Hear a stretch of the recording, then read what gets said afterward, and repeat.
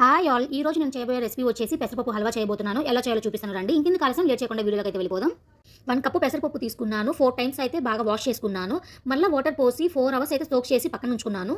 పెసరపప్పు అయితే బాగా నానాయి. ఒక మిక్సీ జార్‌లోకి తీసుకొని బాగా సాఫ్ట్‌గా వచ్చేలాగా అయితే గ్రైండ్ చేసి పెట్టుకున్నాను.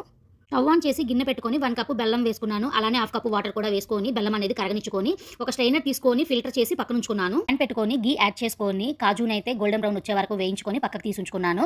అదే నేతిలో నేను ఏదైతే ముందుగానే గ్రైండ్ చేసి పెట్టుకున్నానో పెసరపప్పు పేస్ట్ అనేది యాడ్ చేసి బాగా తిప్పుతూ ఉండాలి. మధ్య మధ్యలో ఘీ యాడ్ చేసుకుంటూ బాగా ఫ్రై చేసుకోవాలి. ఘీ అనేది బయటకు రిలీజ్ అవుతూ ఉంటుంది. అప్పుడు మంచిగా కుక్ అయినట్లు. అలానే మనం ముందుగానే చేసి పెట్టుకున్న బెల్లం పాకాన్ని కూడా యాడ్ చేసుకొని ఒక 2 మినిట్స్ అలా ఉంచుకోవాలి. తర్వాత వచ్చేసి వేయించి పెట్టుకున్న కాజు డ్రై ఫ్రూట్స్ని అయితే యాడ్ చేసుకొని దించేసుకోవడమే. మన పెసరపప్పు హల్వా అనేది చాలా చక్కగా వచ్చింది. ఒక బౌల్లోకి తీసుకొని నీట్గా డెకరేట్ చేసుకున్నాను. చూడటానికి బాగుంటుందనేసి, తింటే కూడా చాలా అంటే చాలా బాగుంది. మీరు కూడా ఒకసారి ట్రై చేసి చూడండి. నా వీడియో కనుక మీకు నచ్చినట్లయితే లైక్ చేసి సబ్స్క్రైబ్ చేసుకోవడం మర్చిపోకండి. Thank you all.